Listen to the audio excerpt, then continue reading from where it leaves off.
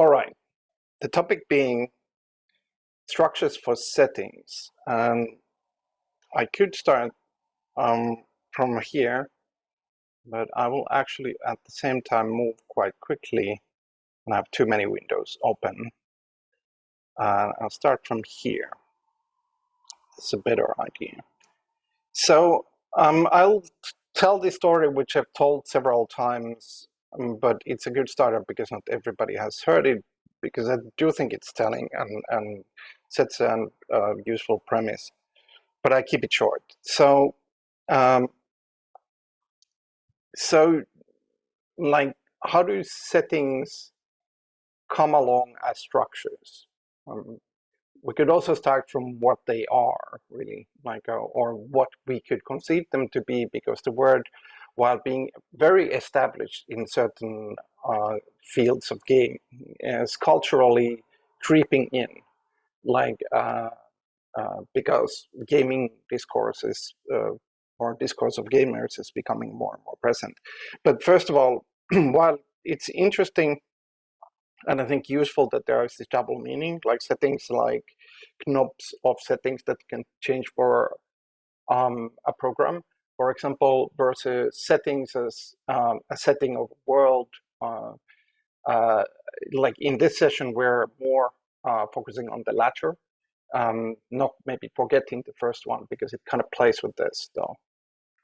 But what then difference between setting and the world, and why did these things become to be called settings in games? I would say it kind of started, or at least became like a general use in role-playing games, textual role-playing games, like the one you see on the screen, which is, I think, from Star Wars role-playing game from the early 80s, like this is like 81 or something. But why did the word become so used? I think this was mainly because of a need that then repeats in this whole topic in itself, which was there is this whole sense of world building, but it's a rather loose exercise in itself, and it also kind of expects a world which is a larger content, where a setting can be anything from very small to very large. It has more flexibility as a term, but more importantly, it also has this sense of having a structure. That it's not just like, it differs from a world being a world, like here's the world, you see the world, and having this sort of immediacy, by having another layer which is like something that generates something world-like. And it also creates this interesting duality where the most important thing might not be what you face, like a world or even a movie or a text, but rather the thing that generates, gives the rules, gives the frameworks for these things like films or games or text, whatever it is.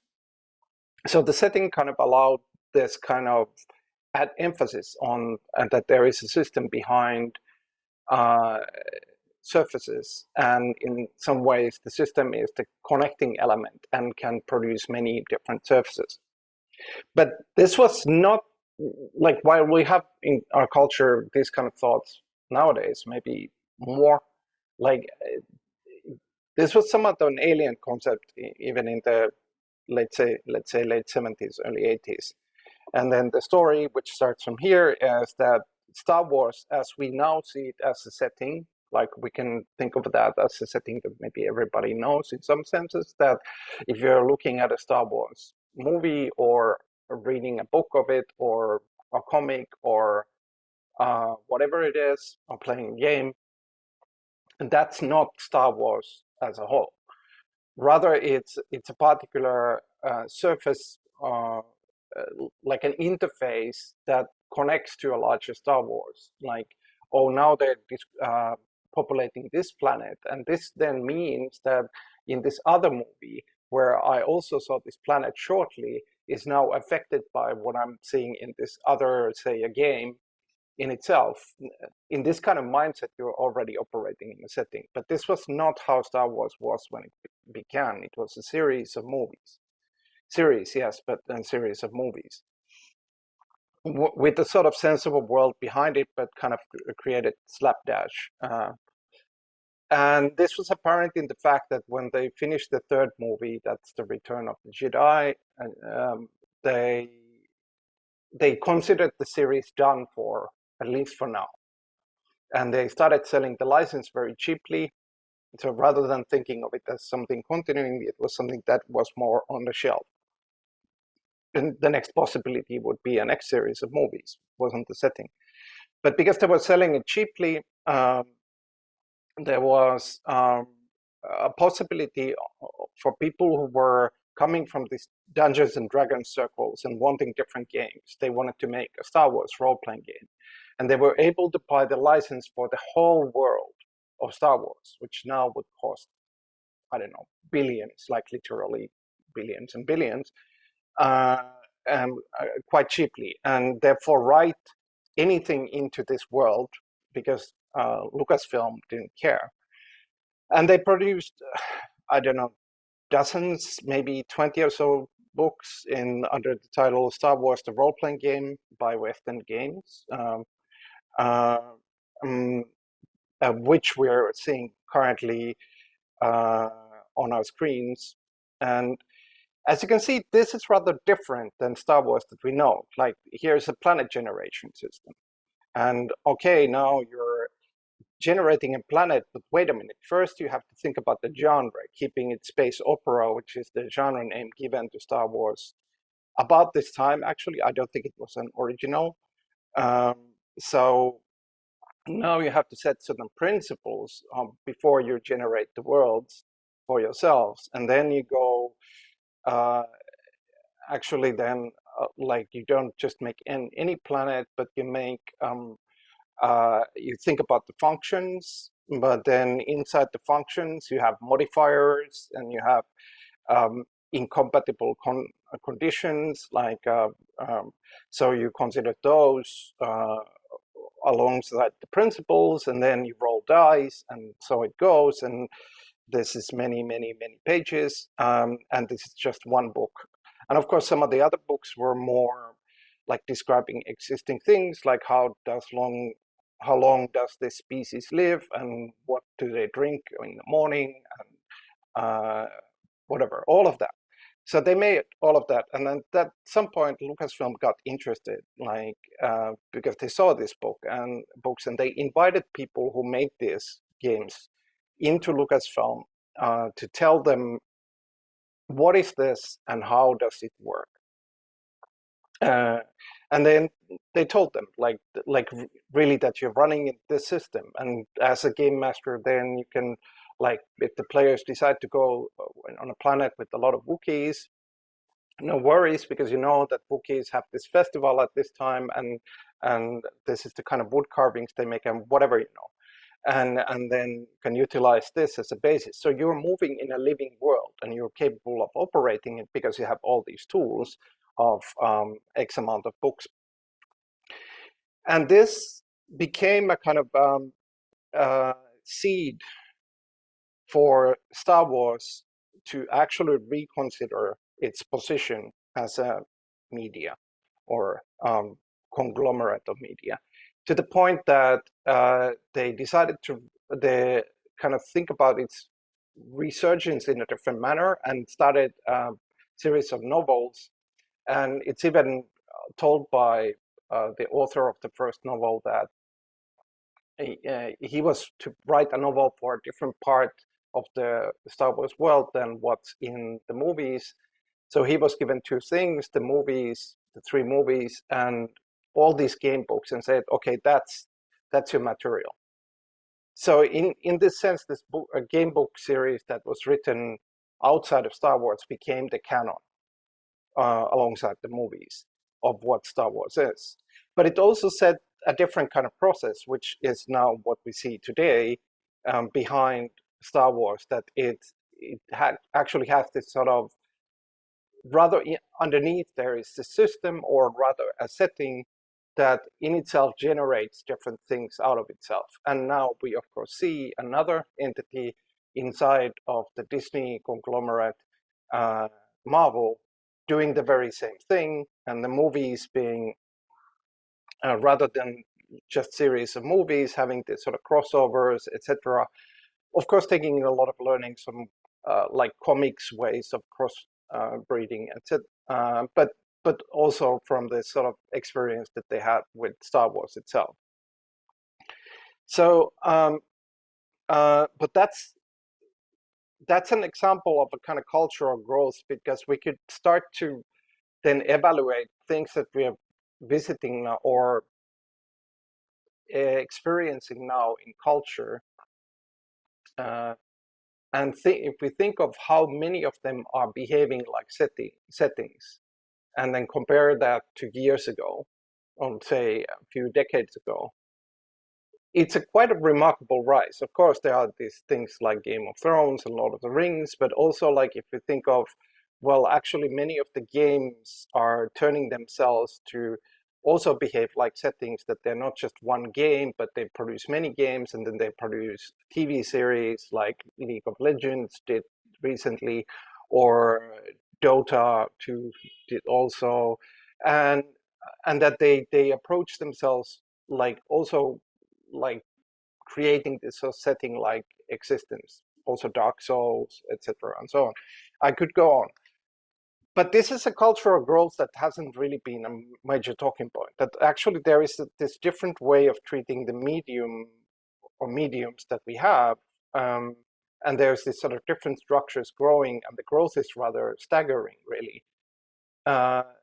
So what are these structures again? Like, how do they work? Do we have like a general language? I cannot name one like a general book about settings. And never mind the fact that this transition from game in the early 80s, and at that point, like the role-playing game players had kind of stumbled their way through the idea of a setting from Dungeons and Dragons from somewhere like 74, and developed some ideas towards it by that process in a period of like, I don't know, 5 to 10 years or so. But beyond that, like what has happened in these kind of games after the 80s has considerably expanded the idea of a setting in terms of the structuring of it. And almost none of this is present in how we think of settings like the ones we see in media.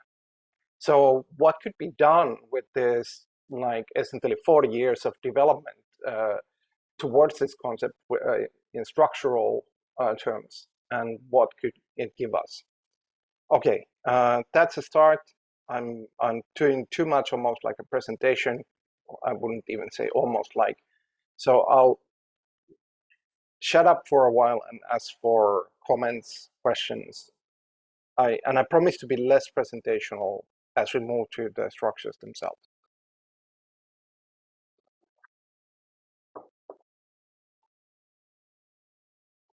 But you have to make some noises so I get there.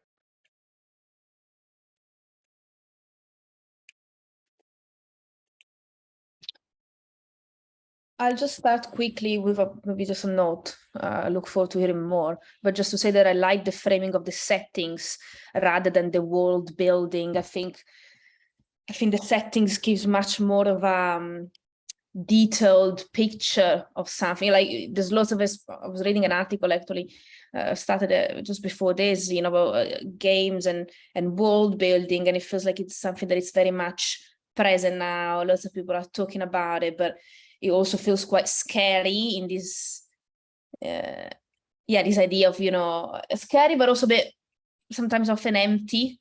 Whereas using a setting instead, and I was reading as well as you were scrolling through the whole terms like the terrain, that we've been talking about it a lot in time, for example. I feel like it gives already a much more detailed connotation of it all, of the aims as well, to define a setting rather than thinking about defining a world or starting talking about world building, which feels like a mammoth thing, a bit discouraging. Whereas using this setting, it's a much more, I don't know, much more precise. I don't want to say curated, but it feels much more careful in terms of considering. Yeah, just to say.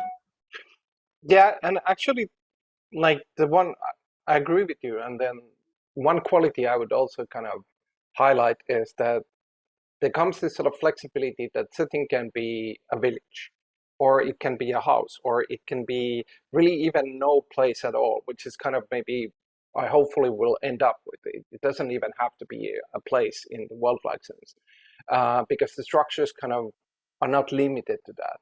So this opens up a lot of what the media can be.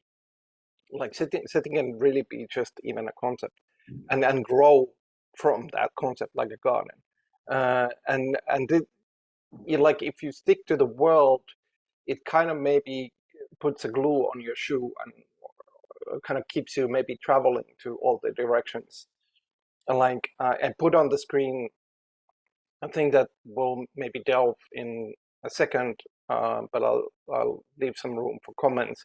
But a very different take from fairly modern game-like approach towards setting, which is actually kind of almost tarot cardy, which sets up an archetype of a place, which like here is named a shrine, um, but it's actually kind of described as something that doesn't even have to be a literal shrine, but something shrine-like, and then creates a kind of like a generation system for such things, which are then pluggable to many, many different places. And so this is very setting-like, could still be world-like, but I think even towards this, it's easier to move with the concept like a setting. But yeah, good point raised. I think there's also a lot of danger involved with these settings, or because like whenever there is power and these settings, they have power over the built world, or be like game world or real world. For example, if you walk through a city, you can read the building laws or the building regulations just by the surrounding you're walking through. And I think like the danger can be that it turns out to be very strict, and like how to deal with that, or how to deal with the limitations that these kind of regulations and structures bring for whatever evolves from there. Yeah, it is the kind of like topic that needs attention, I would say. Like I think there's also structures on many layers. Like one of the key things from settings that come from the game side is that most of the structures are generated. Like this, what's on the screen now, which is from Wonder Home, which is another role-playing game, but rather recent. Um, the like here are rule-like things, but they are actually, they don't give you something very strict. They are more in the sense of like using rules as having a kind of poetic quality, which is, by the way, rules are completely capable of that. They have the same expression space as any language, actually. But so for example, here the shrine has this sort of qualities, like this place can always, which is you could think of as rights or skills or moves, but they are for this place, which is not a particular shrine, but the thing like shrine-like quality. But actually, it's up to you what that place is. It could be something in a home, or it could be something on a hill, whatever it is. But then it proposes this, that it describes the hopes of a people, and that's its right towards its existence, and show the desperation of those in need, and that's another right that it has. And then Wonder Home has a token system, so give someone token when they show vulnerability on at the altar, which is another quality that is more rule-like.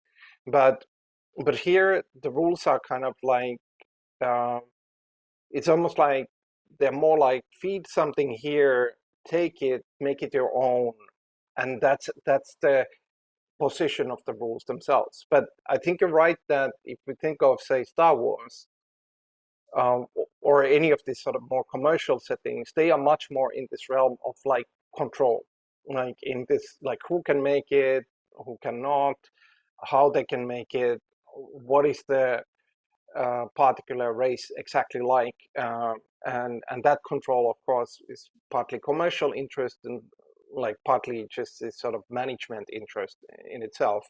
And so in this sense, like I think what you say is definitely a quality that is a danger in settings, in a cultural sense.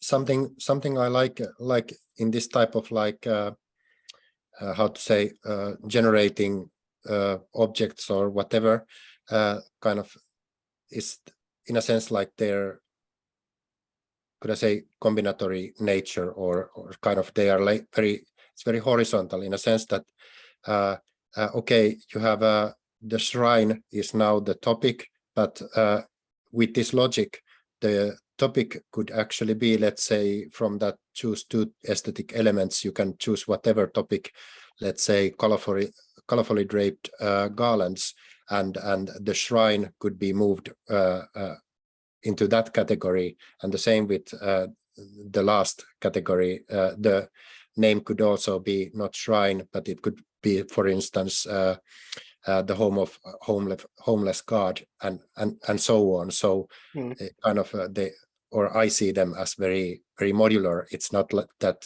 you would have to, in order to build a shrine or something else that is stated here, that you would have to like start with the, okay, now I have a placeholder for shrine and I start like filling out the details, but I could also start from something else in a sense.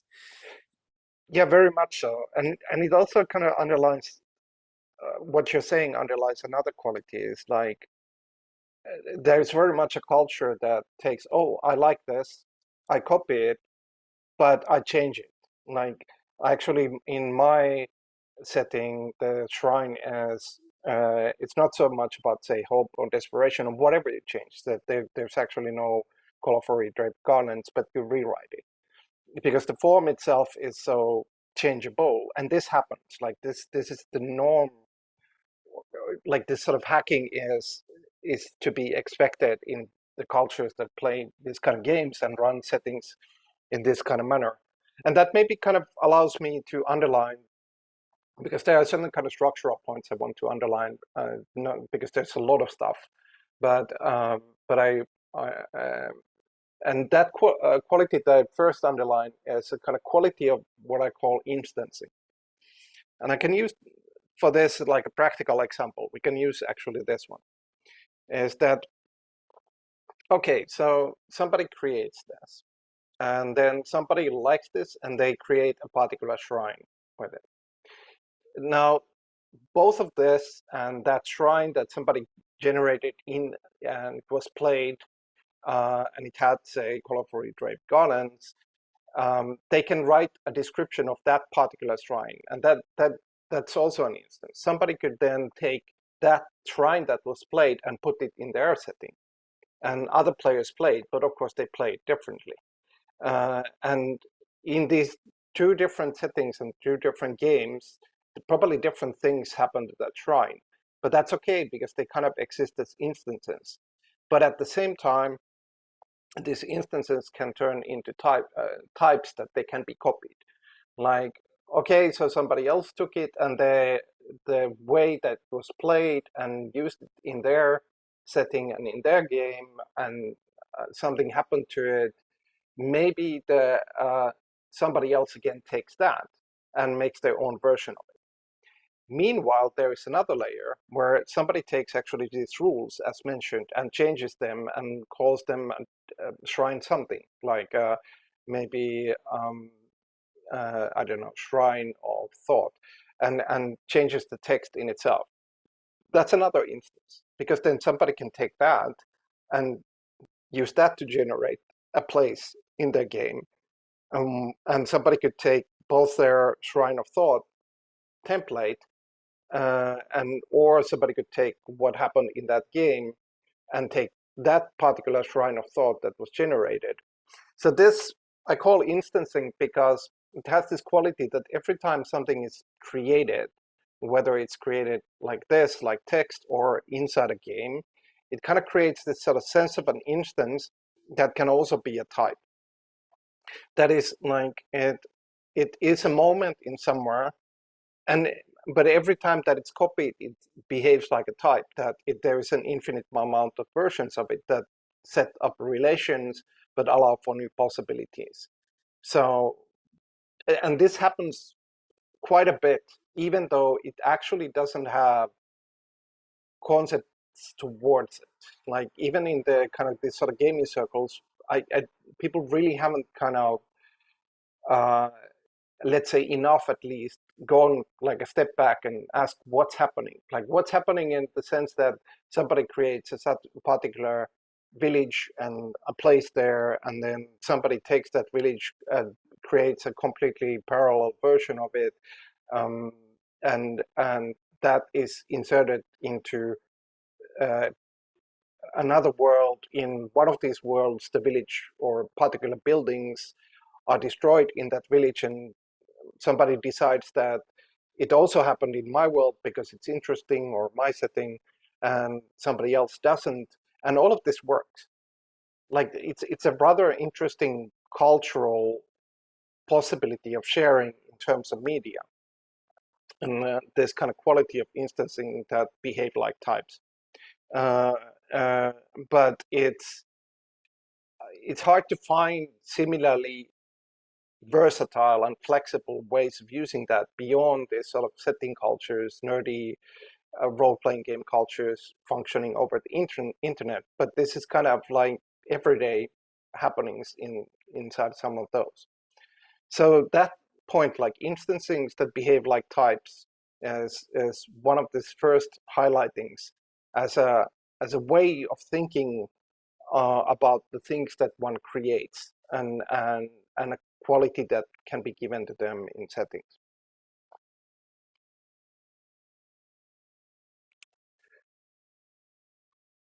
Now I'm silent because I'm fishing for comments, questions.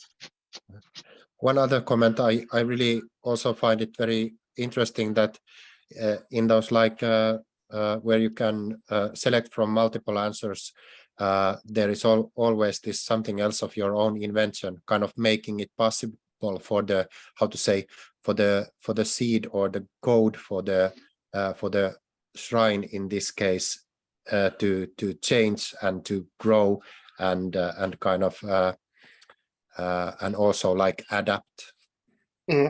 Yeah, that's actually I'll try to concretize. So I'll bring some other examples into play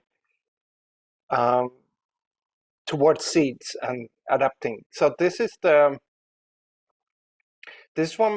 actually from a particular book called Worlds Without Number, which is a role-playing game again.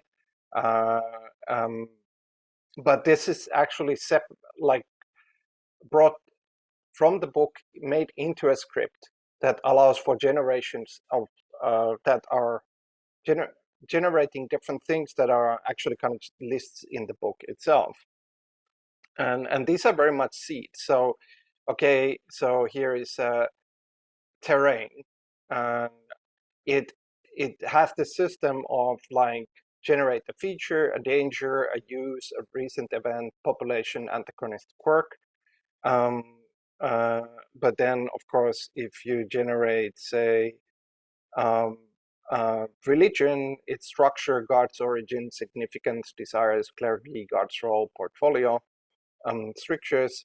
But now if we randomize this is still stuff from the book itself, just turned into a script. Like we get a different religion, or rather we don't get the full religion. We say get something like, as Mikael said, that is more in a seed form.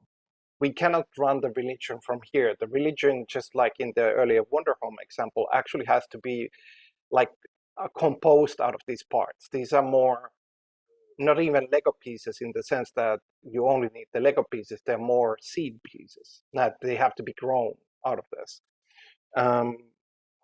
And so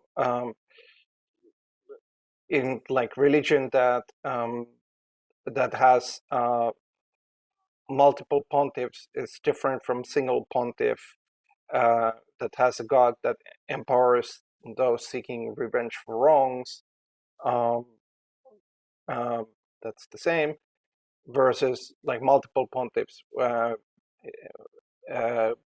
with the god that is favored for the ruling class and so on and so forth.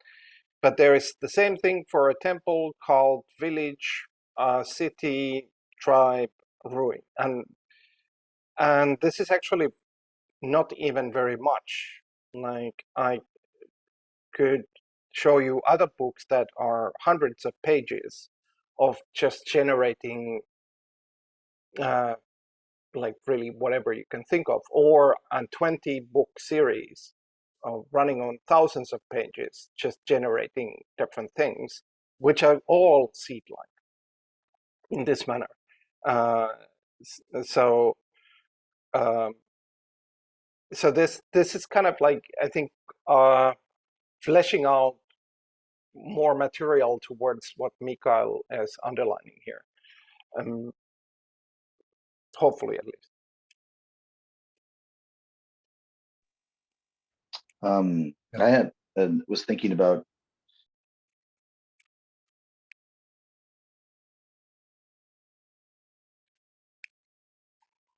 Joel, I cannot hear you. Like, are you muted?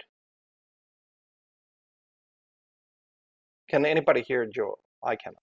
No, No. just the beginning, but then I think you're nothing. muted. Yeah. It's kind of forced mute or something. I don't know. If you can hear me, Joel, you're muted. in that, Oh, and I was just playing around with the idea that it could be you know, you could see a lot of different kind of stores in this more granular way with the settings thinking, you know, or anyway. sorry, we heard only the last part when you started. Like you were muted. Like when you said I was just playing around with the idea, that's when you turned back on. So can you go the beginning? Sorry. No, no Sorry. worries. These are new headphones, so I still don't know how to use them, Yeah. I guess. But you can hear me now? Yes. I was just saying that while you were talking earlier, I was finding myself thinking about how settings thinking would apply to like stores in a mall, or maybe already, but also how it would change that kind of thing, that kind of base example of a certain kind of economy that we know. And I was saying I quite like the performativity of stores in a mall. I've done a lot of work on like dead malls and how you could repurpose them, and so I was just thinking about, you know, because the stores have roles, you know, that are specified. They have a certain kind of myth that's being sold, not just the products, but the story, and so I guess it was just like, oh yeah, they're kind of already settings like in a way. Yeah. But I like that they don't use the national metaphor or the municipal metaphor, but they are more like these things that people can there could be lots of them at the same time. It's a good example of there being lots of settings in one space, and you kind of move from setting to setting. And then I was also wondering how it would get changed if we applied even more settings thinking to the idea of the store. I think that is an interesting possibility, and definitely something like in some ways I kind of entertained also the idea like how stores are micro world like, but I haven't like thought enough of like moving from worlds to settings of like how much possibilities that opens us, because as said, like the setting is more flexible than the world. And I do think like that's a very interesting way to think about it, or area to think about. The one quality I would point out which also kind of opens up towards these stores, is like actually like this instancing and the seed likeness, like building from seeds, which is like even more than building from Lego pieces. There's a couple of possibilities that point to, wouldn't say the only way, but certainly a kind of general way of approaching settings in itself. And this could work in the store case as well, which is that, first of all, anything can be made to behave like a seed. So like what we see on the screen now, this worlds without number lists, like really this is structuring already like the seeds by saying, say, okay, it's religion, so we have a seed that has the topic of God's origin. Because it's religion-like. Now for stores, this is like categories in a way. But for a store, you would make different ones. But then what that opens up this possibility that you can really frame anything to be a seed, first of all. So like you could say, okay, what if we look at this particular, I don't know, not an aisle, but what's it called? Like a pedestal in a store, like this sort of like things that they use to present things. Like a kiosk or something like that. Yeah, or also there's sort of like a small raised surface that often has almost like an assemblage of things. Like a display, yeah. Yeah, display would be the word, yeah. And then what if you, then if you think like you kind of made a seed category of display, which is almost like a micro world in itself. And then you would create branching possibilities underneath, just like there is like, you know, branching possibilities here for the category of God's role. And now what is happening is also like you're taking the seeds, but you're also giving them almost like game-like functions.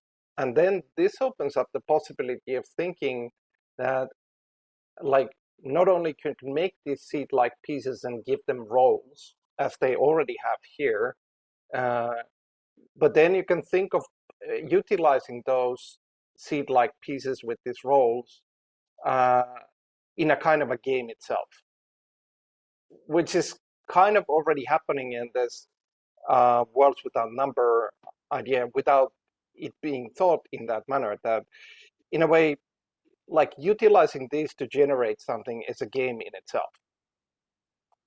And you can think of then that actually, if you start from seeing what are the seeds, then you give roles to these seeds, you're already at a point where the seeds are more like game tokens. And then thinking in a very wide spectrum of thinking of playing a game with them is a way to utilize the setting to generate itself, like to turn the setting into settings generation into a game. And I think it's already happening in some of these game circles, but it's not thought of in this manner. But I do think it opens up like a general direction. So if that makes sense, that's cool. Yeah, definitely. Maybe not the best way of explaining it. Like I haven't talked to it so many times, so it's kind of still unverbalized thoughts. So maybe I took a little bit of a twisty route to that. But was that understandable or not? Yeah. Hopefully the material helps also. Oh yeah, for me, I think. Yeah. Yeah, totally. And all of these examples you've showed until now have this quality of being settings in themselves, but also that point out towards creating settings or instancing settings out of this setting. So it has like this, I would say every setting, if it's effective, it immediately invites you to expand it, right? Yes. Like it immediately pinpoints enough information for a latent space to be created and for you to feel you have the capacity to explore. And that exploration implies creation of new spaces within that setting, which is, I don't know, you could talk about it in terms of like fan fiction. Like every single time there's like a compelling world, there's people creating fan fiction around it, creating drawings, creating new imaginations within that setting, and therefore expanding that setting. Yeah, whether that's more explicitly a mechanic, like in a game proposal, that is like up to how each setting is framed, but it's definitely, I would say, a characteristic of settings. Yeah, and it enables creation, but it enables it through play. So in a way, that creation is kind of a game itself, and that then opens the design space.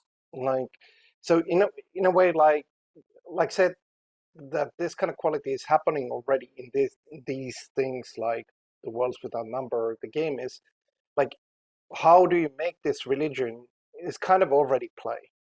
Like, you got these seeds, they were structured, somebody made the rules for you to generate, but that generation kind of needs the game, because maybe you're as a game master, you're making that the beginnings of that by yourself, but that's already kind of play. But then the players come in, then and more stuff is generated, so that's definitely play in itself. And so in a way, like to make the setting living from its seeds kind of can correspond with game design and play being the way how the creation functions forward. So that's a kind of like a way to create a large space in itself. Like to take a simple example, like if from this page, this shrine, we would only take the image. It's not even that like a rich image in itself, but it has some weird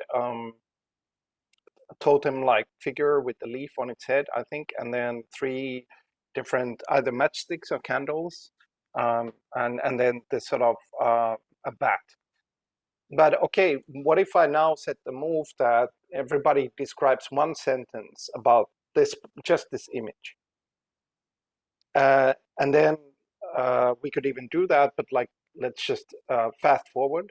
It's like somebody would say, okay, the totem is called this, and the leaf is because of this ritual, and the 3 different lengths of the candles mean this, and so on. We are creating a setting in that game. And because we have different rules, because we just took that image and made that into the seed, and then put rules on it, we come to a different point of the setting. But if we change the rules, we create a different setting again. So this is showing how having the seeds and treating the seeds like game pieces, that this categorization is really making them like game pieces, allows them to use the game design to make the setting generate different things and be different setting ultimately. Yeah, one comment. In that previous example, world without numbers, I really like the kind of the seeds and how kind of important they feel. For instance, local reputation or rationale or so on. For here it is for the village and so on, and it's like also like. Or here rational, leader, locals, problems, interacting local, and so on. And it's like kind of also a question like how to design those. I mean, they also seem like here that they have this sort of like they also have a function in the overall kind of setting or practice or whatever, let's say practice of the village or city or tribe or so on, and it's kind of and then it was so kind of refreshing that in a few of those there was these like quirks, for instance, so something like that is very special to that like place, but maybe not a kind of in a clear sense, not that like fixed into the overall like function of the let's say temple or something like that or so on, but really like how to kind of how to design those kind of seeds or kind of what are they like those like titles of the seeds or so on. That's really interesting. How can you kind of make them in a sense to be loose also, in a sense that they could kind of create different like realities or something, or something very surprising, but of course then they would still need to be kind of coherent or so on. I don't know, but just something I started thinking.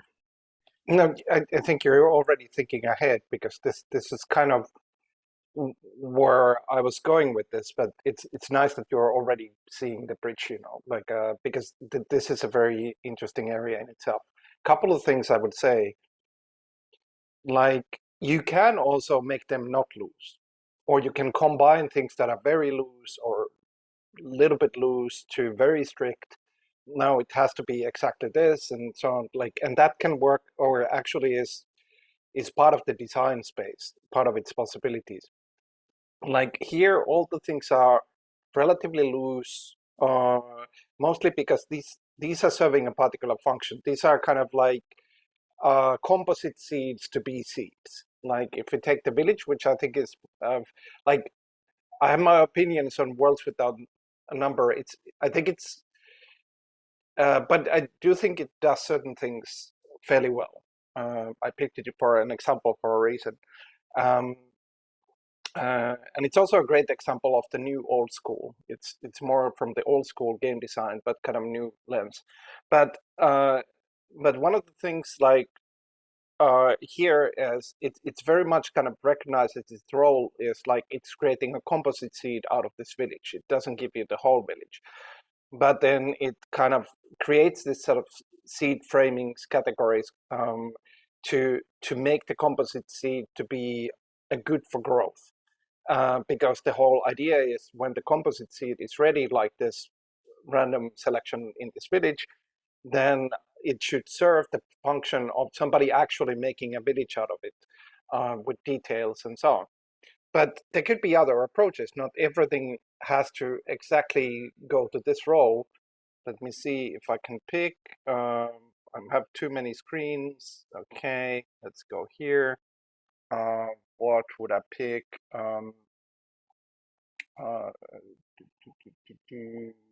Let's go here. Okay, it's a big page. This is one of this. This is a kind of a famous book in game generation circles. Like almost every role-playing game designer has some way visited this book, or actually a pair of two books, which is called Hot Springs Island. And Hot Springs Island is, but this particular book, what you're looking at, is the dark of Hot Springs Island, which is the more mechanical part of the book itself. And it's a very big book, and it makes one island, not even a large island. And here you're seeing like combination of different techniques, like what the HS08 or 01 refers to a hex in an island, which is here, or rather HS08. HS08 or 01 is the whale graveyard, which actually gives you like text, like you have this sort of description that is written in the interest of somebody being able to tell people of what this area is like, this whale graveyard. But then the dark part of it is things that are not immediately apparent. That's why they're dark.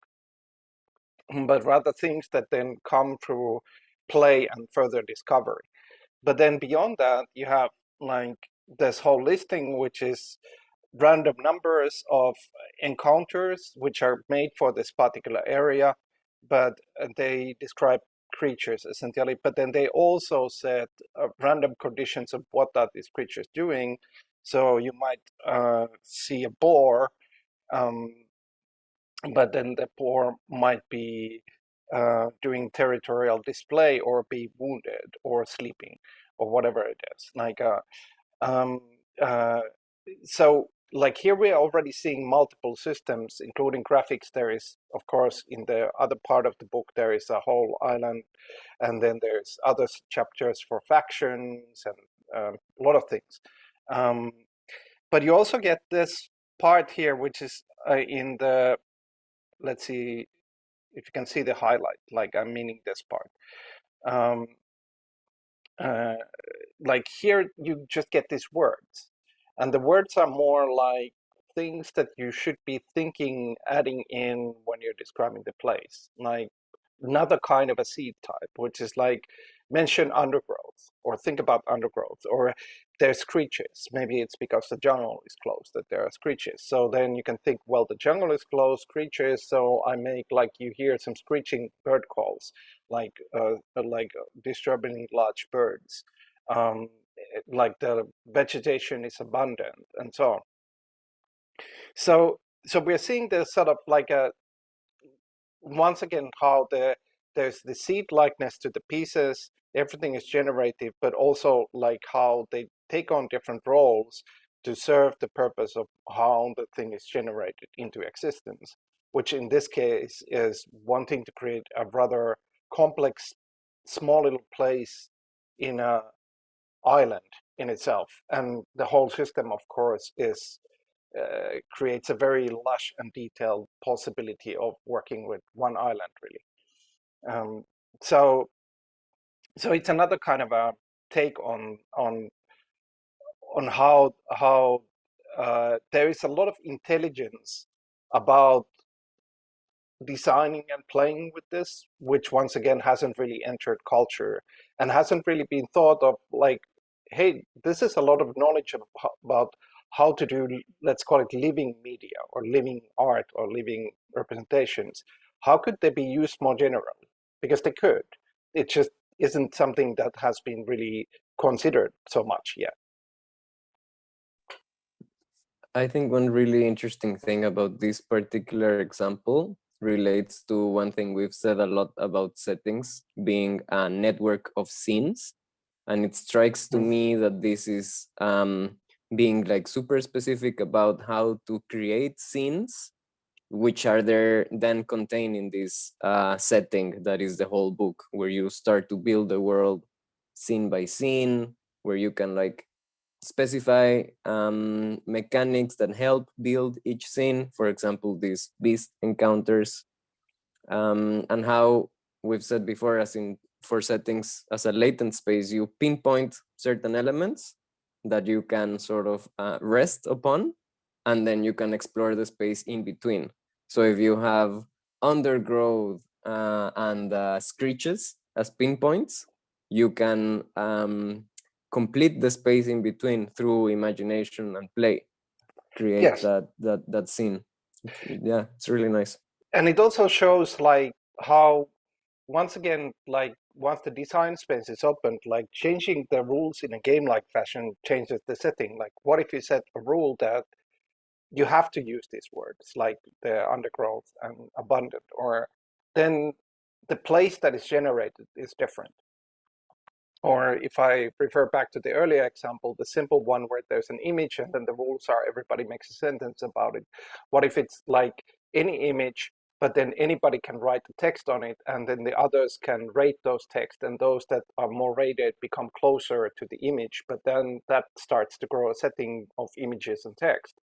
And this is showing exactly this quality of how there is a system and that is of generation, but then creates ever new surfaces, which is even a quality of Star Wars. But in Star Wars, in a, I would say almost like in a primitive manner, whereas here it's showing much more the sort of capability of creation, but also like designing towards creation, like creating frameworks for creation itself, which, like said, I think is highly underutilized.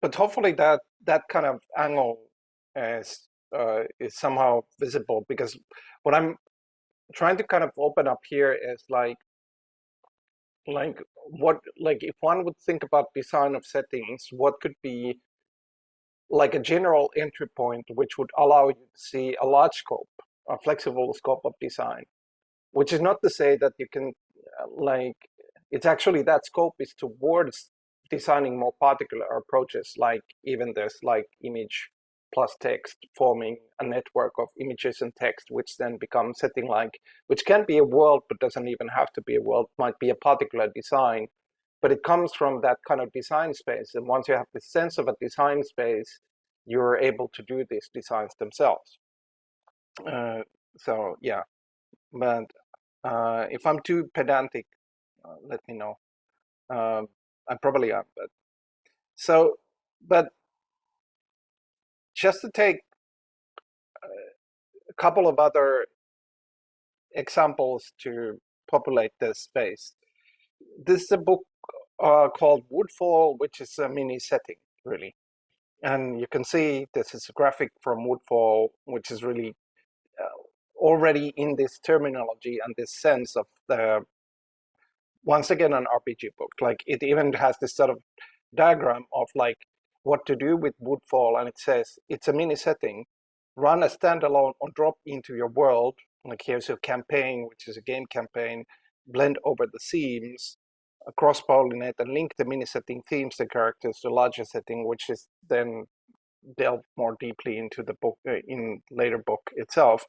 But like this kind of thinking is not non-existent. It's just not yet generalized in itself. Like so, but like compared to the earlier the Dark Spring, Hot Springs Island, there is this kind of similarity in this culture, dark fantasy mini setting or called Woodfall. I'll show you just like you have this section on the village and the section on the kind of surrounding terrain, which actually allows me to highlight another point besides this instancing and then utilizing towards that from thinking of things like seed-like composing pieces, but then treating the seed like playing pieces, which are then allowed for game design. These were my earlier highlights. But here's another, which is that there is a kind of a quality that is, for example, present in this book, and certainly in the Hot Springs Island as well, where certain things are more specific, like here, if I scroll down, actually, so yeah, here, like there is a magic mask shop, and this is describing a particular place. It wants to make this shop, although it has even organization structure and other things that are interesting, and it has like description of the outside of the store, even gives a picture in itself. So these are more like locational in nature. But then there are other things that are more, yes, general, but also textural. So if one, maybe from here earlier, of course, these kind of things like lighting, which is about the light here, it tells that the swamp, the whole place is a swamp, doesn't get much light. It's situated in a valley, and then it says that there are magical candles and lanterns and so on. So this is more textural. It's like goes everywhere. Like whether you're in that shop or some other place, you can think about the lighting around it. And this sort of quality of thinking, like, am I using these seeds now to build something specific, or am I using something that is more like textural in the sense that, yes, it can be specific, but it's repeatable, it's expandable, like the light is here, is part of this, let's say, intuitive thinking of people who are designing in the space. And I think it's part of this intuitive thinking because it's so useful. But once again, this quality also hasn't really been explicated. That you can make something to be more like behave like a texture, to be repeated, to form like a general filter for the whole, but you can also make it to be very specific, like, and make a thing in itself. So hopefully that is understandable, this sort of like combination between specific and textural uses. And of course, there's a whole gradient in between those. So it's useful to make a particular mask that is in a store, because that in itself is almost like an energy point that can feed the setting in itself. But it's also useful to make something about light in the whole place, which is affecting everything and potentially relevant to any part of the setting itself.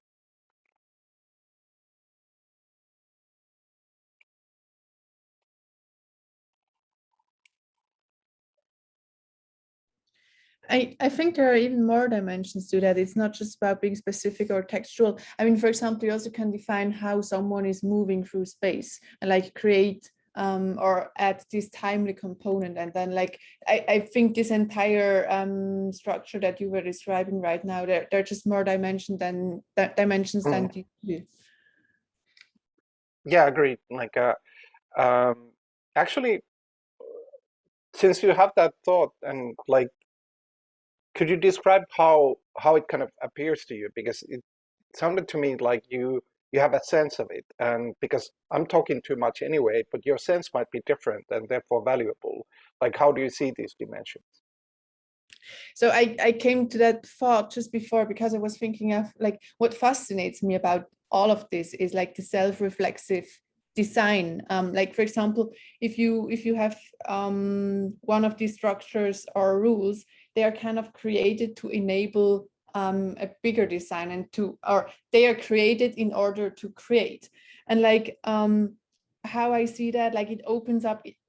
In the first instance, it has this element of multiplication. It also has this element of like, I see it in a very multidimensional way. Like you can create some, what you said, like some very specific places. You also can create something as light, but like it's like there's an endless realm of possibilities what you can create. So it's like it's just the expansion of everything. Yeah, definitely. Like in some ways, one could call it n-dimensional, like the nerdy term n being any number. But I almost think that even that is not enough. That it's like in some ways it's like the latent space described earlier, like how anything and any other thing can have a space between them, and then that space can be an infinity, but it's not just one dimensional.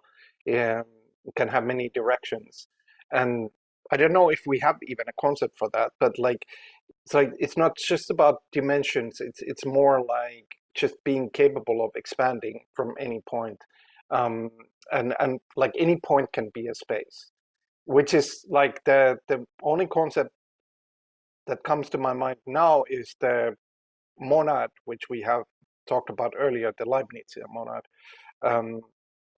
in some sessions, which is this sort of like the smallest point, yet an infinity in itself. Like, and monad in some ways has this idea, but not in this structural sense, what you're describing. Like this kind of like in a way makes a practicality out of that, which is kind of interesting in itself.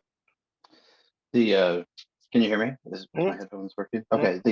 Just on that point, I think also looking to Alfred North Whitehead, who wrote Process and Reality, because I think that what was just said between you two is really interesting. Yeah, that dimensionality kind of doesn't capture potential in the way the potential and the presence of potential, the presence of the potential in all these seeds, and how that aggregates and forms possible decisions as things grow and fall back. And I think that the only thing I've read that really accounts for that really well is in Process and Reality, where the potential of something is just as real as whatever the dimension is, of the thing, or the concrete expansion of dimensions is one part, but the ongoing potential of which dimension, and how long, and that is a whole other part. Yeah, and once you add rules to that, and good thing you brought out Whitehead, because Whitehead definitely should be mentioned. And it's a kind of like a particular, not only an evolution of Leibniz, but there is some Leibnizian influence there, definitely. But like, I think has a more pure sense of like starting to look at the potential of this, like potential of the potential, but nevertheless. But it points out this, that it's not just, like you said, it's not just about dimension, it's a lot like, because the generation can have rules, and the rules can be now taken as widely as possible. It doesn't just go one dimension, it creates its own behavior. Like, so the expansion in itself is a complex behavior, which is one way of thinking why the dimension is kind of not enough almost in how one thinks about it. But like, this is the really quirky thing, like woods for the trees. The structures in this nerdy, like these books, like Woodball, Hot Springs Island, Worlds Without Number, are from the last 5 years or so. Like, what this culture is currently doing is like not making the versions of this, but they are exploring this kind of space and kind of creating possibilities of traveling such spaces, which is quite a thing, I think. Like especially if one doesn't just use them how they're used in these books, but kind of like takes some of these structural approaches and sees like, okay, what are these good for? Because I do think they are culturally rather uh, promising for very different visions, like especially towards this kind of situation where we seem to be expanding in this presence of settings behind every kind of media surface we face. But if we now look at these structures, they point out both the kind of designability of such a, like if this keeps on growing kind of reality, but also designability that has a certain amount of health to it, that it's both designable, yes, but it also kind of opens up this sort of communal creation themes, senses of not so much like, yes, control is a possibility, but there's also other dimension, which is more actually kind of enabling potential for others. Uh, uh, and this kind of health possibility of like healthy generations in a wide sense of health is rather, I think, important in this kind of cultural growth, in addition to being a very, very uh, capable design space. I think one short comment is that I think what clicked for me just now is that I think now when I talk about rules in relation to settings, I always want to immediately talk about potential, you know, the way that the rules unlock potential so that they don't get coded in my mind or to the audience's mind as rules as we've thought about them, and where there's a centralized enforcer or, you know, or policy.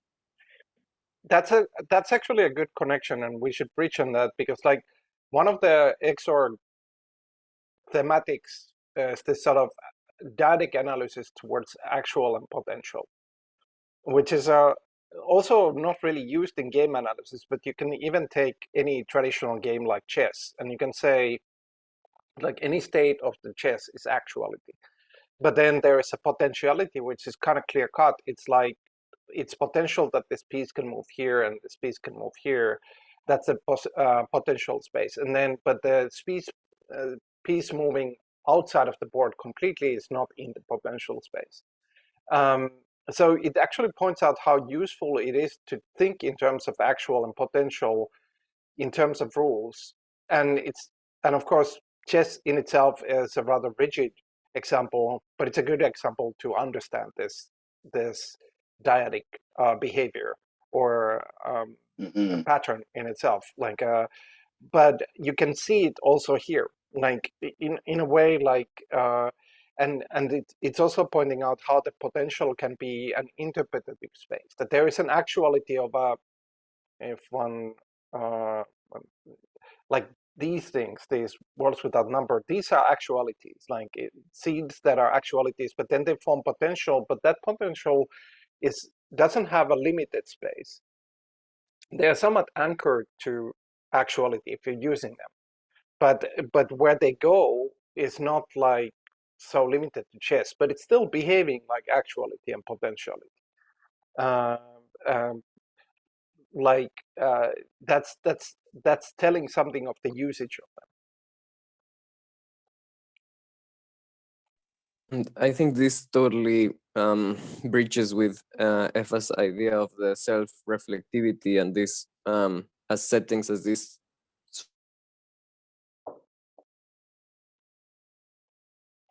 Oh, we lost Pablo right at the moment of I of his You're back. enunciation. Reflexivity, and then you cut off.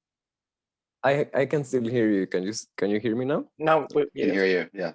Yeah. So this self-reflectivity as tool for imagination and the capacity to settings can create a world, but also help you navigate that world. It's sort of like draw the world and how you move through that world. It's both in terms of defining the actual and the potential, like in a playful way, like both things at the same time.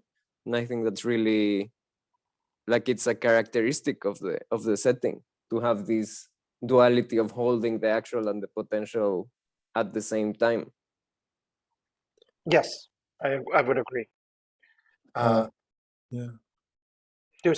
Short comment, just kind of maybe from a kind of this more like what I find interesting in settings or kind of these examples that we have seen so far is like I remember being a kind of well, child or something like that, and playing my first role-playing games and so on. And what was really interesting in those role-playing games, of course, the kind of excitement was kind of at its highest when we were playing and finding something maybe or something like that, learning how to communicate with each other or something like that, our characters. But really, like really, it was the endless planning during the school days, during the coffee breaks, whenever we planned and planned what should we do next, kind of as players, not as game master, but as players. Yeah. And many times with the game master, what is possible, what is not, what are we allowed to do according to game rules, according to world-specific rules, and so on. But really, like, and so the planning and the meta talking kind of, in a sense, like nowadays, more like in my life, why people hold conferences and symposiums. To make people talk to each other and meet and so on, to get them together or something like that. So really, like the game, in a sense, it was back then and it is still now kind of, in a sense, underneath the interface. And by interface, I mean not those copies that, or I mean those copies that like sell millions, make a movie or something, but more like what more could there be, in a sense, what is possible, what else could be, and so on. And so I kind of think that interface is just a window, or in conceptual art, it's just the realization of the process. But what is interesting is the process, and therefore I love this tendency where we kind of try to bring the game back into its kind of roots, in a sense, generative roots, and back to the place where the actual like imagination is allowed to happen. Yeah, and it's like the game also offers this sort of way to tackle this, what's underneath, like make that designable. Of course, it's not the only way, but it has a lot of palette towards that. And like the relation you're describing is precisely also the setting relation, how there's system underneath, and every movie or every book or whatever is just an interface in itself. And I do think that like this relation and especially added with all these different ways that these examples, I would have many others, but like how these examples diversify how that relation can be approached. like what is the interface like? What is the interface actually opening towards these possibilities? Which is also like in this sort of like n-dimensional, where the n-dimensional is not large enough. Like even a practical example of somebody generating a village out of this, then some characters, which are roles, which are designed by players, visit that village, which will be more than the seeds. The seeds have been kind of left behind, just like trees kind of transform from the seeds to something else. But then that affects the village, that is the tree. And now if you bring back this instancing where it's possible to take the seed, but it's also possible to take the tree, that like this village that somebody has generated and played through becomes somebody else's village that they use, but that creates parallel dimensions because the villages in different games go to different directions, and like there's so much like flexibility in that design space. And I do think like that is tapping onto something, because of course if you have a flexible design space, then it contains a lot of interesting designs.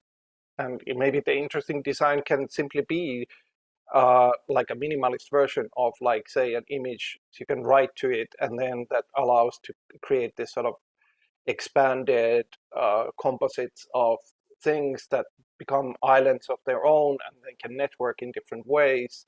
That's one game to play to create a setting through the rules that make the setting living, and might be even useful, and probably would be like interesting in its own way. But then there are so many others, and that but then it's a question of design, of like picking the interesting ones out of there, or things that kind of serve different purposes.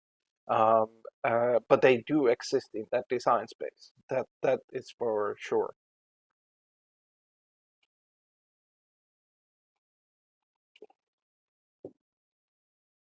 There is a couple of other examples that I wanted to bring. I'll show just like very quick.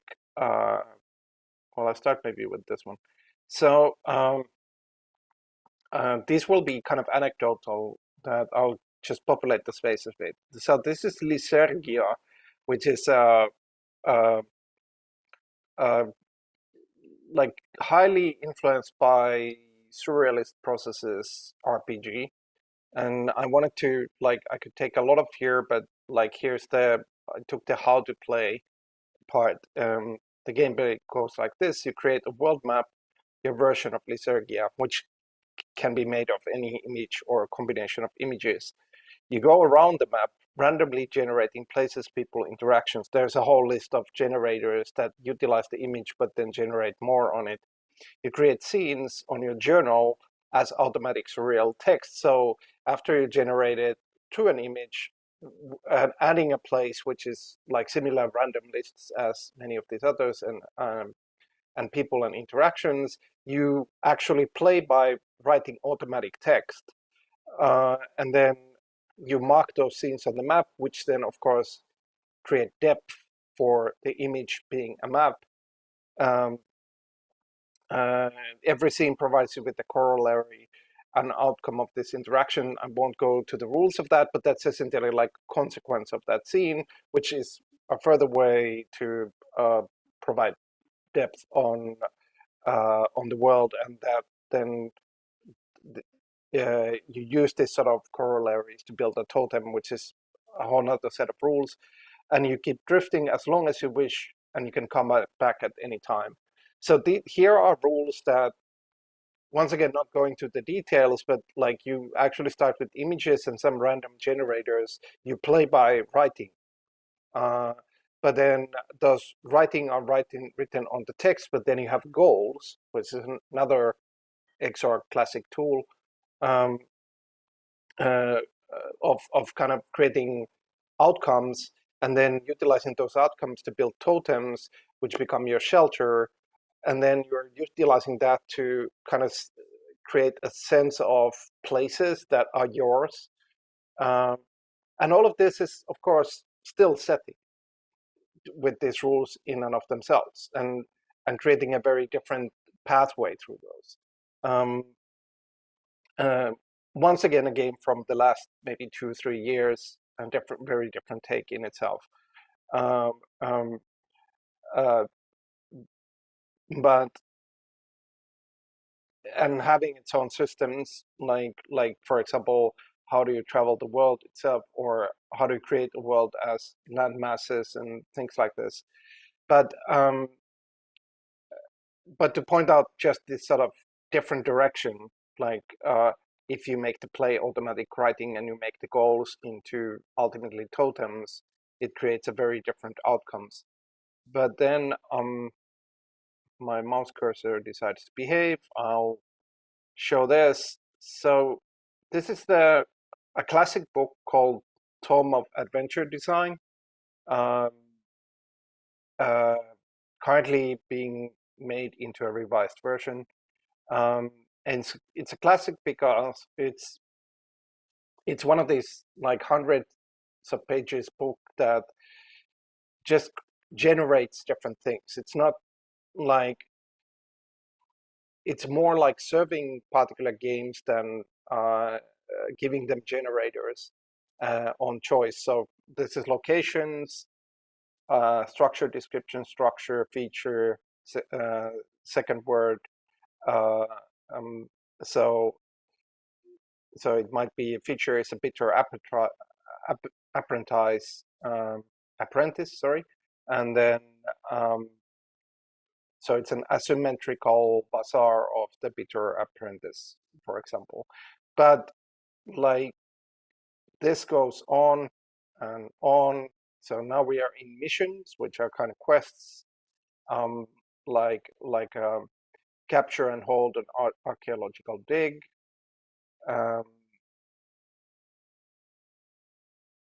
And yes, I could scroll hundreds of pages on this, but you get the point. Which is like yet another, let's say, a small little hop of a tourist trip of seeing yet another way of using these kind of qualities that we have been talking about.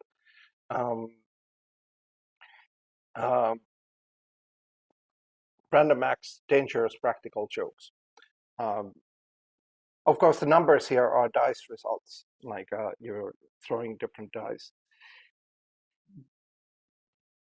But yeah, there's one more quality that I want to highlight, which is a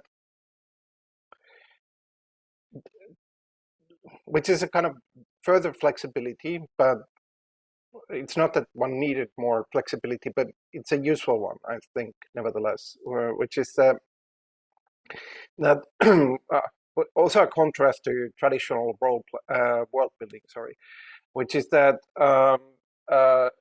like in traditional world building, there is this almost like this God's eye view idea. Like, you create a map and then that is the world and that mountain is exactly there. And then when you tell a history, you tell like year this and this leader became married to somebody else. And that's what happened. So there is this sort of like generality and objectivity. This is the truth. And that's the mode of generation itself.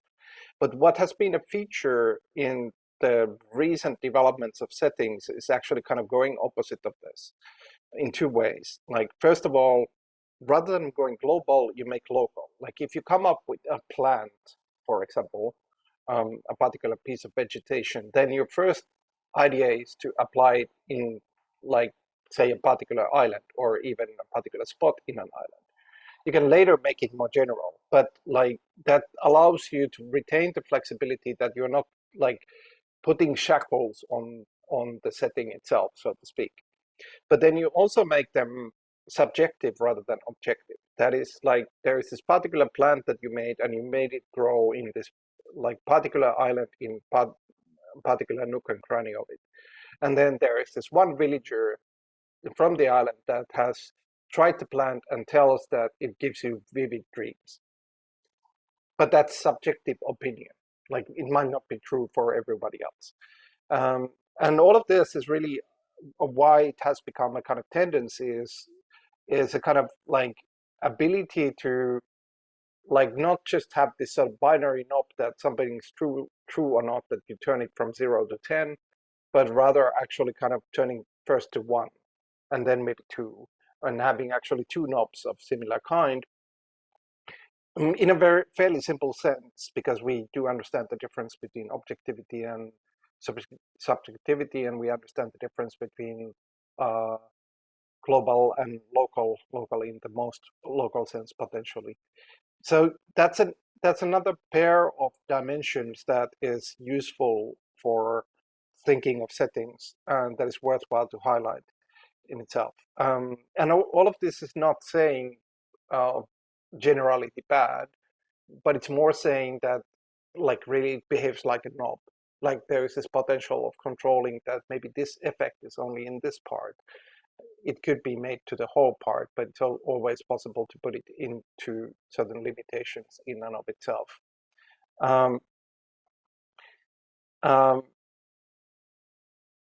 So hopefully that is also, I think it's maybe one of the more understandable points of the points I made. I have one more point to highlight, but I'm also open to any comments and questions as always.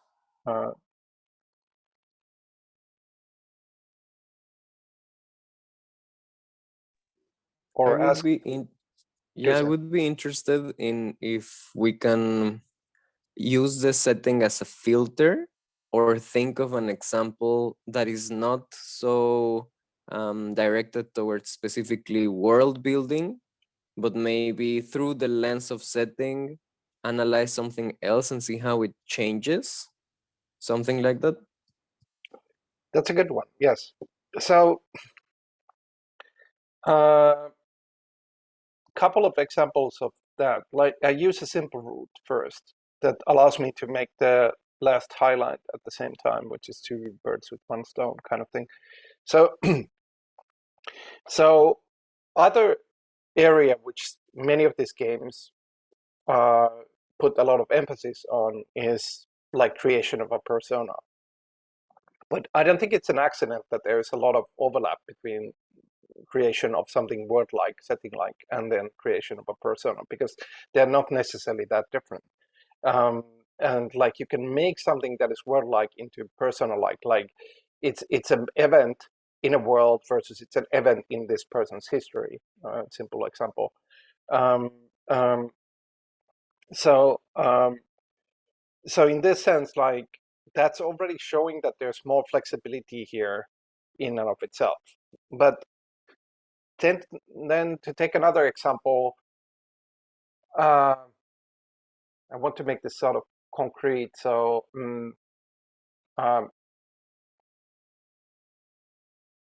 okay, maybe I'll point out this one first.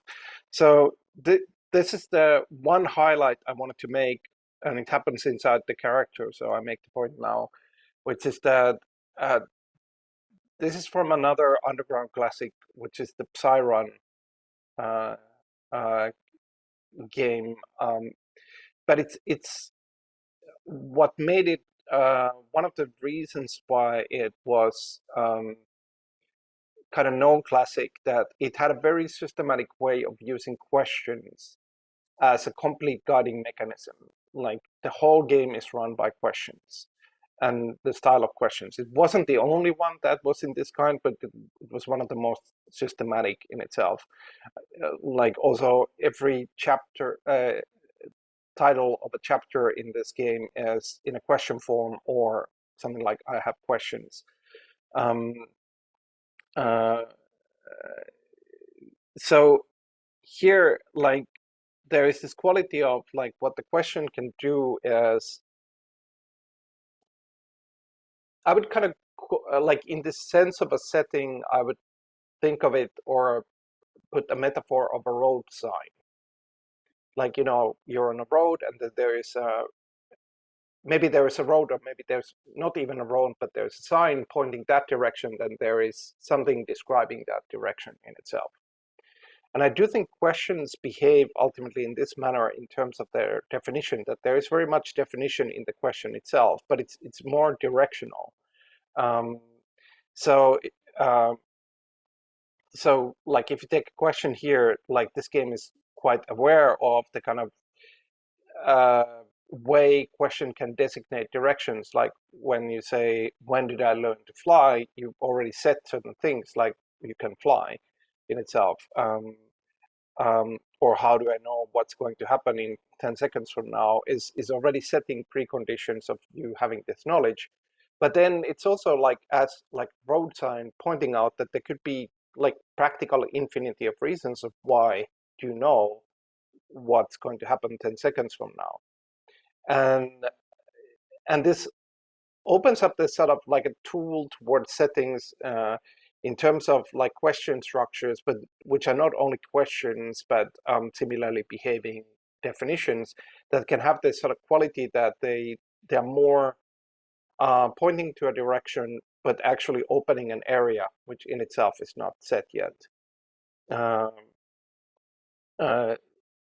Which this particular game is a good example, because actually how the whole game runs is like all the characters here start from amnesia, and they have well, the prevailing question is, who am I? But then there are many other questions, but the game progresses by them finding answers to questions that lead to new questions. So it's literally run by questions, the whole game. And that becomes the kind of generative element in itself. But the questions in and of themselves are leading, or some of them are like the who am I. Well, that's also leading. It's a way putting an agenda of like that should be what you're interested in, but less leading than say, how do I know what's going to happen in 10 seconds from now? So that's one thing I wanted to highlight. But continuing a bit on what Pablo was saying, like beyond this, like how the persona can behave like a world, and this is no accident. Like let's say we take a case where, if I go back to my simple example, like people can play an image, and then they can play another image, or they can play text that describes the image, and then those texts are added, and those create a composite towards the text itself, like that simple game. But if we then treat that game like a tarot reading, that it's not a world, but it's more like a network of meanings, like that are not quite concepts, but are actually growing around the concepts itself. We wouldn't think of that as a world or a realm, what comes out of that. We would more think of it as a network of meanings, but actually structurally it's not at all different, because I earlier used that same example to make like how to build a setting in a word-like sense, and that would be possible. So if these kind of structures can build meanings, networks of meanings, organizations of meanings, which is kind of getting me to my big endpoint, the organizations of meanings, that means that the actual creation is really not tied to a word-like thing, and that like these structures can be used to put in whatever kind of frames you could really think of. I think one of the reasons why those are harder to see is more the lack of practice, that there are not that many structures that do other things than worlds or personas. But I don't think those other directions are really at all impossible, because if you can make it into a network of meanings, then you can frame that network of meanings to be really anything.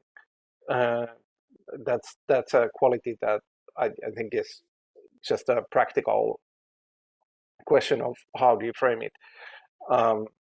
Like in the sense of framing it as a place is one framing, and framing it as a persona is another another framing. But you could think of others. Framing it as a creature, you get other things. Maybe those places are then places that tell where that creature visits, and then becomes a species. Frame it as I don't know, even a movie. movie that does not exist, but you imagine still works. Like, oh, now these places are cutscenes from the movie, and yeah, no problem at all. So in this sense, like really the room is open, but it's more lacking like previous cases. But it's not that that design space is not open in itself. And this is something I think is rather interesting, like what kind of framings one could bring here and what one could do with those framings. Like if we start from this premise that, okay, actually these setting structures are not just about world-like places, but really kind of any kind of framings. What's the use cases in that kind of a space? And there is a lot of them, but it's relatively unexplored. I think when we are talking kind of about networks of meanings, the local global kind of bottom up approach would probably be very good, because or there could be a nice kind of game like element also kind of in how to say, where do we want to facilitate those connections, like to make them more shared, and where are they more maybe individual spaces, and how do they overlap? And I would really be interested in, let's say, up in coming weeks, it would be nice to, let's say, also try to think about more from XORG context, for instance, kind of this question that what would be a good and generative setting for creating settings in a sense. Yes, I very much agree with your point, and like also how you kind of frame towards it, that like I think that was very well put. Yeah, and agree with the interest as well. We can definitely process together whether that's an interesting direction, but I at least share your interest personally. Okay, so as we're nearing kind of like a long time frame, I'm kind of bringing this towards the end. I've showed maybe 20% of my examples. No, I'm not going to delve into this. These are all interesting, but another time, another place. But the one thing I wanted to still highlight, and I will use one of the unused things as a background, or maybe actually this one. As I scroll through a very interesting graphical, textual, multi-system way of building a setting, which is a space station for mothership game built on Shakespeare plays. That's why it's called Pound of Flesh, and Prosperous Dream is the space station. But I'm just pointing out like how many different systems you have in this building of the setting, like from this sort of phasings of time with different conditions, dice rolls, to personalities, how they are divided. There is like particular activities that they play, to functional maps with operative qualities, to loose maps, etc. But with this, I kind of, as a kind of collective gathering point,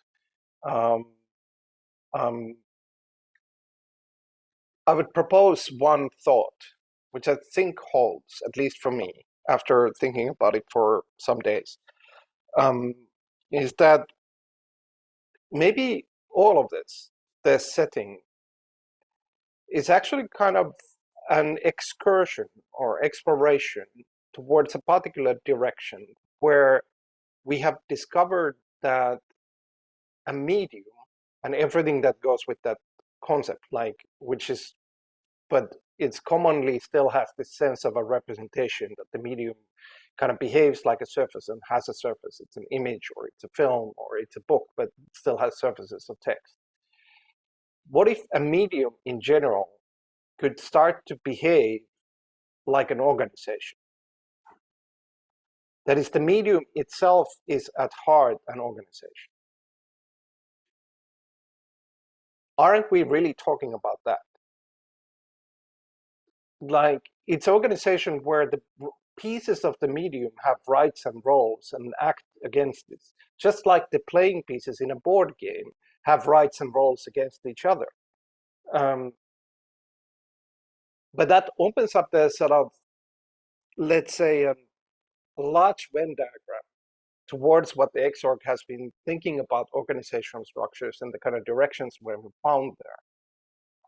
I'm not saying it's the way to think about this thing, but I do think it's one of the more expansive ways. And the more I've been checking on it, the more it seems to hold. And it's also interesting as a cultural question. What if there is a paradigm shift on the idea of a medium towards the medium itself being organized, being operating within itself, where pieces of the medium operate with the other pieces of the medium, which might sound weird, but then look at any board game and you see this already. But then what does that mean for future of mediums? And what could be done with that? And that for me is one of these larger horizons that comes from the setting, which goes way beyond worlds and world building and so on and so forth. But I do think all of this is kind of pointing out that, and everything that has been said in this session is shedding some light towards that possibility. There are other possibilities there, sure, but it's a nicely gathering, encompassing particular perspective that is, I think, rather fertile. Medium as organization right to the heart of it. And that's the question mark I want to point into. Do say. It's great. No, this is amazing. And I think it really connects to our last session. It's sort of like the logical conclusion of considering each element an oxel. It points towards the medium as an organization. It's really, yeah, it's really, really nice. Yeah.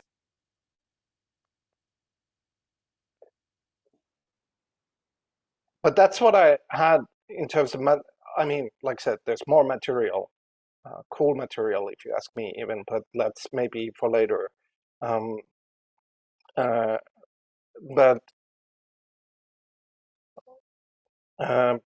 maybe I'll leave this, the choke area from Pound of Flesh as a background and way of its mapping. But any further comments, also impressions or whatever, like things you want to say, question, open, whatever it is. The one thing I was wondering, is there really a paradigm shift? And when looking at the medium, I like implicitly, I looked at media all the time as something that has some sort of agency, or that has some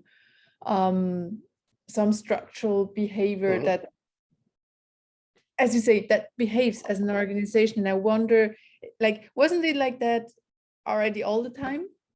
Or why do you think it's a paradigm shift?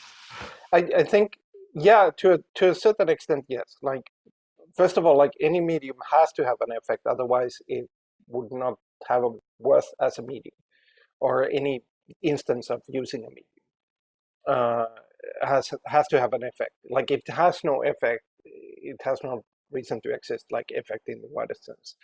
So that's certainly a given. But then it behaving like an organization, I don't disagree with that either. But it's more a quality that we don't normally think of in this way.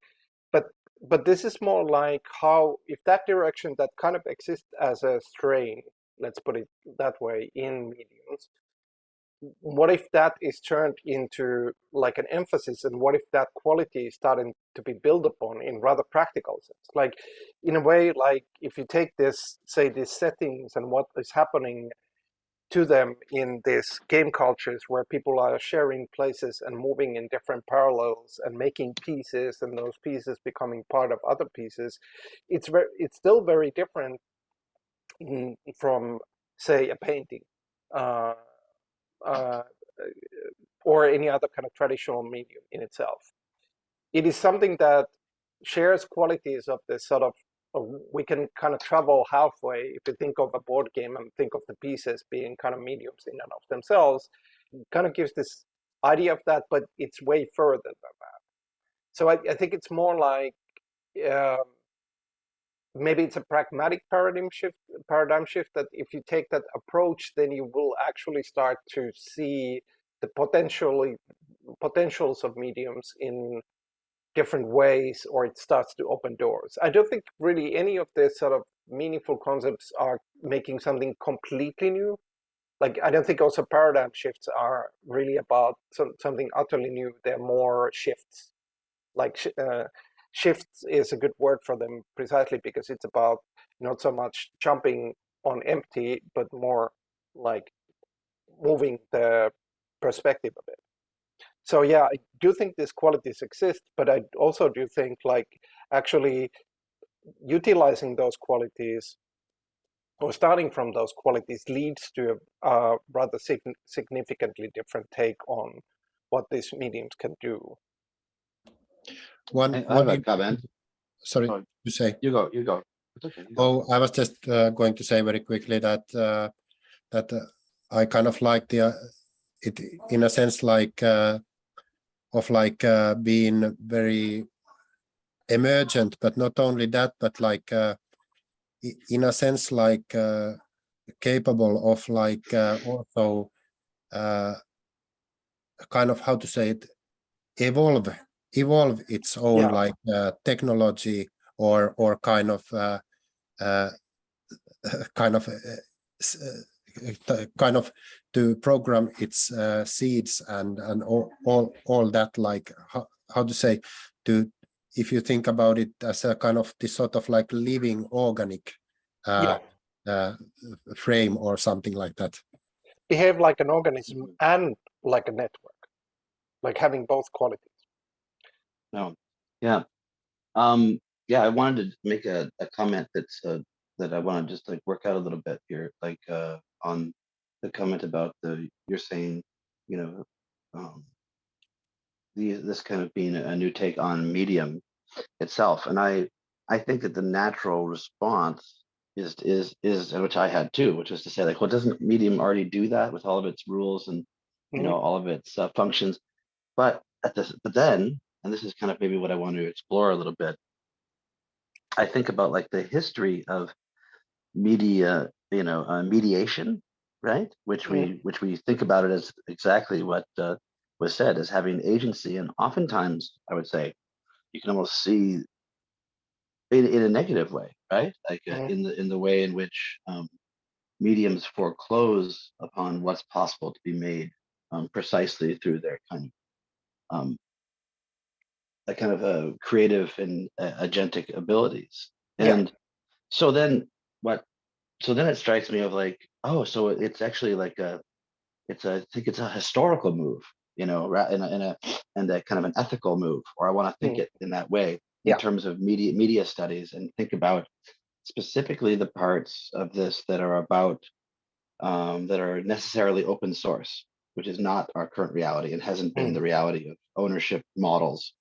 and so this is crucial when you think about settings. From everything that's been said, you need to be able to share them and spin them off and come back, and all this grafting is, I do think that there's a possibility that it is a like you said, not totally new, but a shift. And being able to actually take the idea, I think that idea does have some legs because of the history of medium that we know in Western art and communication, and how that's been not just a centralized thing, but a foreclosing force. And how this maybe does and I know that this goes to the very root of a lot of these ideas, is this kind of open access and open use. And Mhm. so anyway, I'm sorry for being a bit long, but I just wanted to mark that because I think that it starts to make sense what you're saying when we consider the history and control societies through their own games, through medium. And then, yeah, that's it. I'll stop. Yeah, no worries. Everybody's long here. That's the semi rule. But no, I completely agree with your comment, and like, and also like continuing a bit, like also agreeing with Eva's comment is really I see it like, yes, like a shift, but also like almost like a pragmatic thing, like what kind of design considerations does this open or just highlight? Uh, and and I do think like pragmatically those design considerations become different, and that's the key thing for me, because like, as you can probably notice, like this was a very kind of design oriented take on this thing, like yes, structural, yes, even theoretical in some terms, but really ultimately kind of considered like what kind of design patterns we can see here. And for me, that kind of point of view opens up like, okay, now you start to then consider designing mediums in a different manner, and designing the content of those mediums, and also not that those are separate. And that's certainly also not new.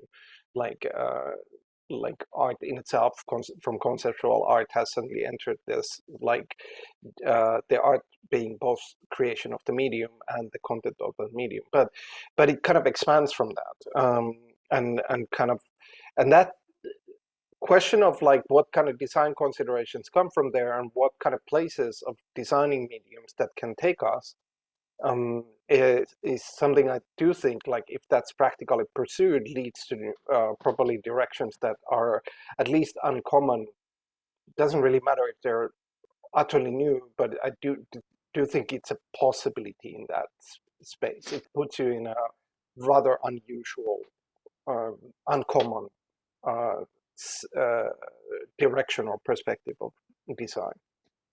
Can I continue on a little bit too Yeah. from there? Because I also think that there's something in there, if we talk about what is a decentralized imagination, that maybe, it's not just considering all these dots, maybe it's a world without the object as we've known it in art history, maybe, like if you have all these different, not only worlds, but also different versions, or like I can do something and you don't accept that it's true, so it's not true for you, right? I mean, what does that do to the object as the organizing force? It really, it Yeah. strips it, and you end up Yeah. more in your network of relations and in the story that you're building together. And that's just, it's a comment, I guess, on alternate economies that I think it's making me think, or kind of reinforce the diagnosis, that alternate economies that try to reform the object don't end up working, because the object organizes people around a single reality. And you need to open it up past that. That's very well put, and really, like, one can take that point and look at this like that if we go to using kind of more traditional takes on art, there is very much this fixation, like that the artwork is I am this, says the object, like the artwork is this, and that in itself is not bad. It in itself creates a like condensation of contemplation, and interpretation. But then, like, clearly these things say I am not this, like this is me reflection, but I am behind this, like going back to Mikael's earlier points of how his practices of these games, that it's been happening here, but what it seems to be developing into is this sort of practices that have been maturing out of that, which is like creating approaches towards this, like a very concrete saying, when you meet an object generated reflecting that, but still saying I am not this object. That's but that's a good capitulation, Joel. I think that's there are other ways to think about it, but that's definitely one of these one of the useful ways of looking at this relation, among other things. have one thought Mhm. I really have to get rid of. Maybe Yeah. in the end, if we spoke a little bit about medium and art and this relation, but also like, for example, for me, the medium itself is also, it's like inherent part of the art itself. But what is if we look at the organization or not? We spoke about the medium being an organization, but what if we turn that around and look at it in the sense of the organization as a medium? And what does it, I have no concluding thought to that. I'm just rambling and trying to figure out what it means to the meaning of an organization, because like content and medium are inherently related. And what does it do to an organization if we change that perspective and look at it as a medium? This is actually a direction that we could maybe in a later sessions pull some earlier XORG stuff, because we kind of skimmed this question and what kind of ways there are to think about this. But I would just shortly say, like, really, it's a two-way street. Like, if the medium as an organization, it also is organization as a medium. Like, you cannot avoid that, and it becomes both questions. Like,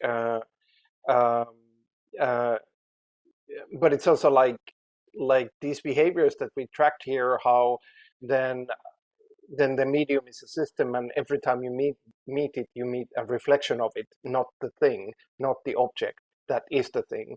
And there's no way to meet the thing. Yeah, And that's good.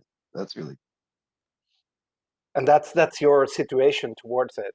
But you still meet reflections of it, and those reflections, scatterings, projections, are your way to understand it. And that's a very rough, short way of approaching this. But I do think it's a big can of worms, and a very fertile can of worms. But maybe that's for another time. But hey, we could take a lot of comments. I think this is a good ending point if everybody agrees, because I've kept you long enough, or we kept ourselves, I guess. But I'm sort of at least somewhat of a to blame here. But if we are ready to end the session, unless somebody wants to add summary thoughts, the last chance.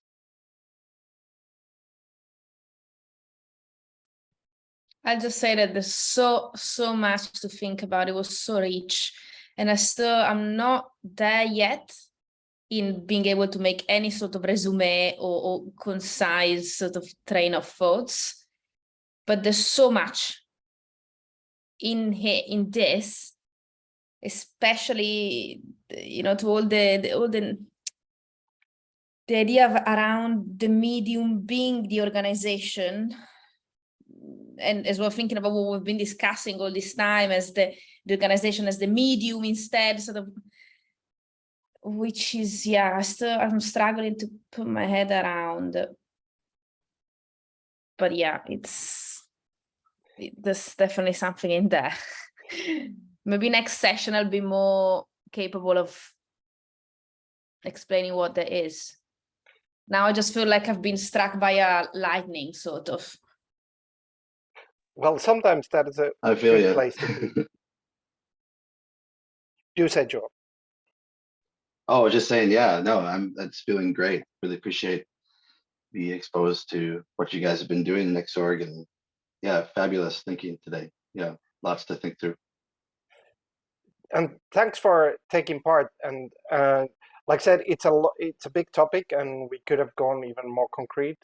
But I do think the kind of threads towards the concrete, like really, what is the design space, which is I think the key thing, and then one can delineate from there particular designs, which I do think some of them even exist, or directions. But that's a good start for that. So, but I think Linda's thoughts were a great ending. We do end it with the potential of being struck by lightning, which is sometimes a good state to be in. All right, hey, thanks. I will stop the recording.